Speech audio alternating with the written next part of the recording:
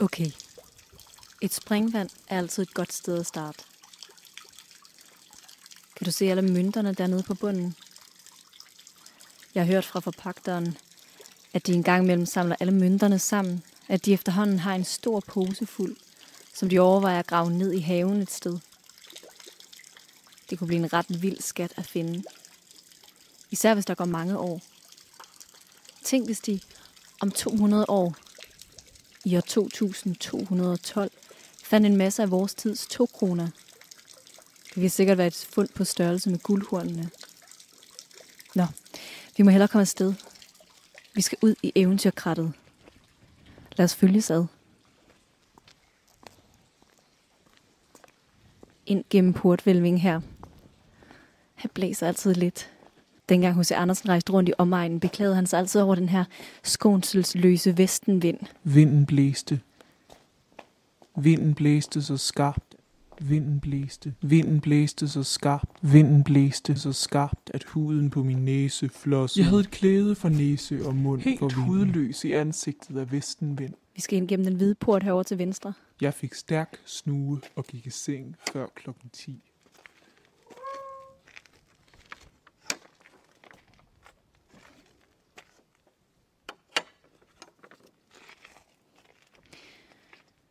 Kan du se volden, der er lidt længere fremme?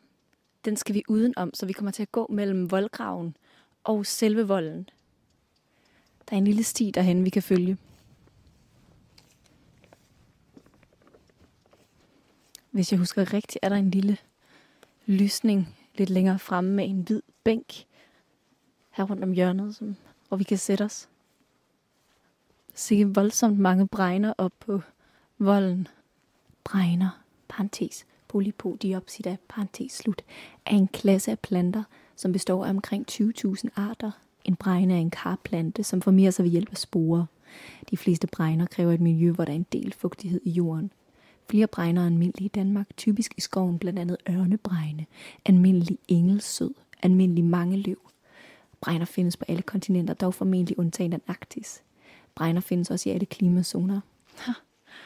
Prøv at se det træ derovre. Det ligner sådan en... det er jo bare en stamme uden nogen grene. Og så har den sådan en snabel. Det ligner næsten en snøvs af en slags med næsen i sky. Nå, her er den lille hvide bænk, som vi leder efter. Lad os sætte os der. Ikke lige frem ovenpå mig. Du behøver ikke at sidde så tæt. Vi kan sagtens være her begge to. Der er en bistade bag os. Har du hørt historien om den hvide dame? Om hvordan hun går igen her? Ja, der er forskellige teorier. Men da jeg var lille, var jeg altid lidt bange, når vi kørte forbi Nørre-Vosborg. Tårnet, der lyste op, og savnede om den hvide dame. For bare et par måneder siden var der en mand, der skulle overnatte op på slottet. Og dagen efter sagde han til personalet, at han da umuligt kunne sove, når der var en dame, der gik rundt og hulkede sådan nede på gangen. Nå, men H.C. Andersen, vores store danske nationalromantiske digter, han boede også på Nørre-Vosborg i en længere periode i sommeren 1859. 1859. Han havde også hørt om den hvide dame, men han så hende ikke. Til gengæld, kom med videre, skrev han om den spadsertur, vi skal fortsætte med stien rundt til højre, som han havde i Elverkrattet den dag, han ankom til herregården. På den tid tilhørte Nørre-Vosborg etatsråd i Valtang. I sin dagbog skrev han, H.C. Andersen, under onsdag den 6. juli 1859. Spadseret i haven. Tæt uden for huset løfter sig den gamle vold. Der er et lysthus. Vi gik ned i haven. Der er et helt elverkrat. Gammelt, som det ikke var luftet ud.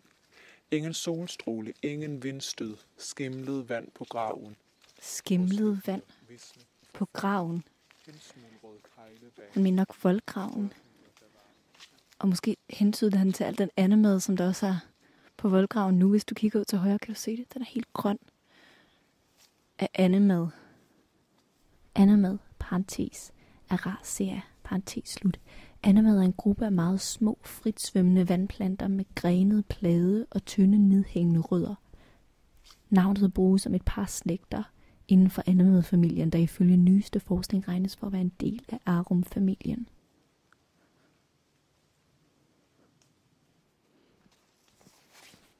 Pas på, at du ikke får en af mine grene i hovedet. Her er der igen. En frygtelig masse bregner ind til venstre. De er næsten lige så høje som mig. Hos Andersen skrev også om alle de her bregner, da han boede på Nørresborg. På volden herom vokser et helt tæppe af bregner, der er fra den ældste tid fra frø på jorden. Da landet her hed skov, og så de sorte skovsnegle krybe om ude på marken. Ved enkelte buske og anemoner findes der minder om alle sammen fra skovtiden. Var det dig, der fik besked? Man kan ikke få beskeder ud i elverkrattet. Se her, der er en kæmpe rod inde til venstre, som er rykket op. Man kan se ind under træet. Der har garanteret været elver på den tid, hvor H.C. Andersen var. Måske er der stadig. Det kan vi ikke stå og dvæle ved. Vi går videre. Kom. I hvert fald er en frygtelig masse smukke, kæmpe store kastanjetræer. Og der er bregner. Og der er elmetræer.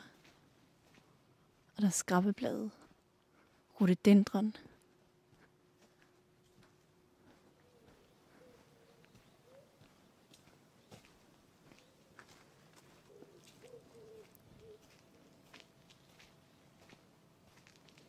Så, nu deler vejen sig, som i alle gode eventyr.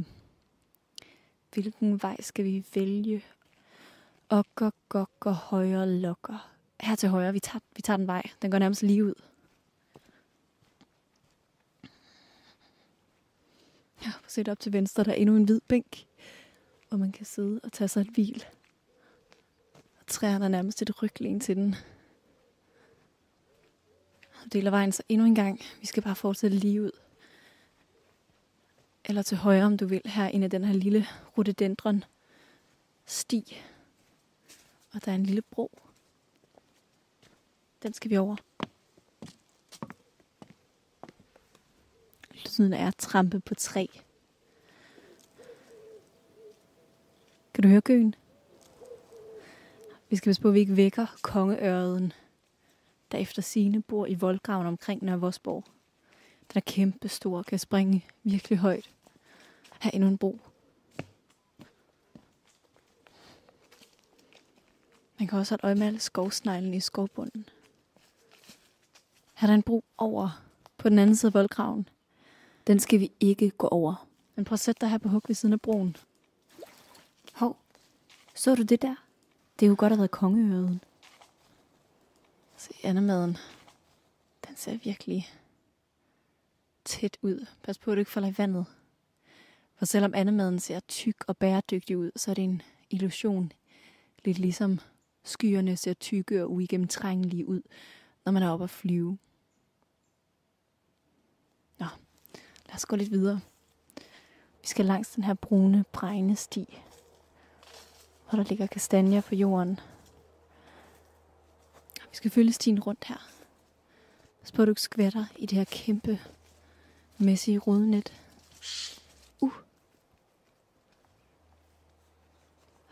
Pas på, at du ikke falder i voldgraven. Det er virkelig.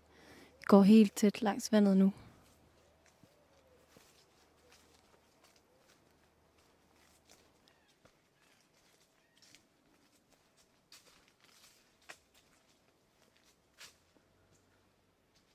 Helt fyldt med rhododendron til alle sider, og lige om lidt også over os. Hov, nu regner det. Men jeg bliver ikke våd. Gør du? Det kan selvfølgelig være, at det er de store kastanjer og rhododendron-træer, der laver lag for os. Så, nu hold det op igen. Hør. Det lyder som om, der er børn inde i krattet. Som om nogle børn leger i busken. Kan det være Molly Elises piger? Psst. Molly Elise havde et børnehjem heroppe på Vosborg-Lille. Det er det hus, der ligger uden for tårnbygningen, før du kommer ind.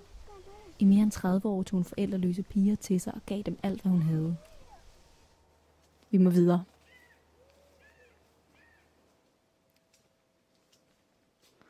Om der brokker sig bag ved os.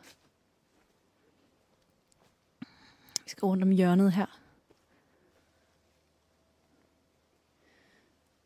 Så drejer vejen. Og der er en flot hvid buebro forude. Den skal du modstå fristelsen for at gå over. Vi skal til venstre i stedet. Endnu en rhododendron-rydning.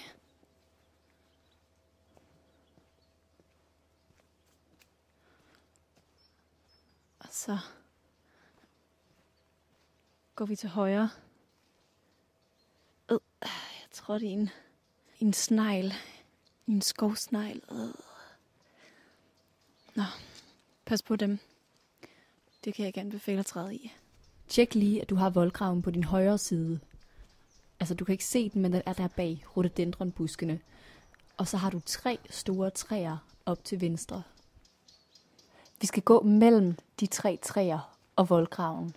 Den vej.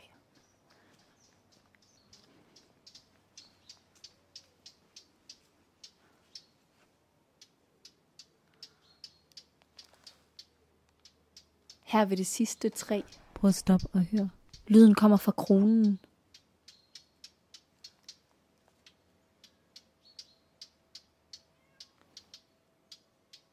Det er en fugl, der siger sådan. Og nu får vi yderligere besøg. En helt hvid kat.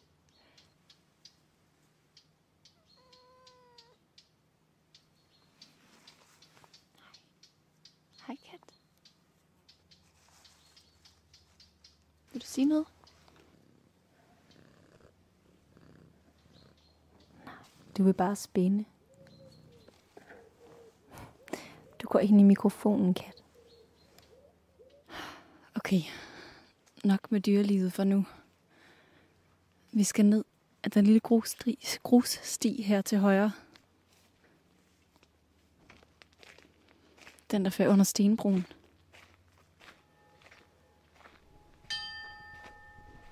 Så, nu slår klokken helt.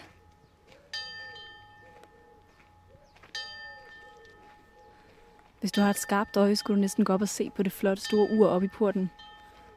Dengang man byggede det smukke ur, der lå man indbygge en fejl, for at ikke fornærme guderne med det ellers næsten helt perfekte skaberværk.